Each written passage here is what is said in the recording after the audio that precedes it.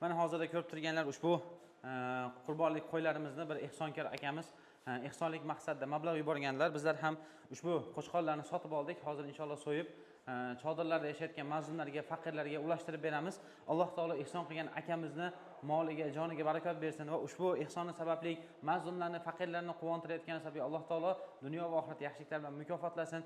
Agar sizlar ham chodirlarda, og'ir sharoitlarda yashayotgan faqirlarga, mazlumlarga, ehtiyojmand oilalarga yordamlarni ulashtirib istanglar, bizni aloqa manzilimizga chiqishlari mumkin. Inshaalloh hozir bularni so'yib, tayyorlab, mazlumlarga ulashtirib beramiz inshaalloh. Qani, bismillah. Yalloh. Inshaalloh. واحد. تعال عندي شقي. يلا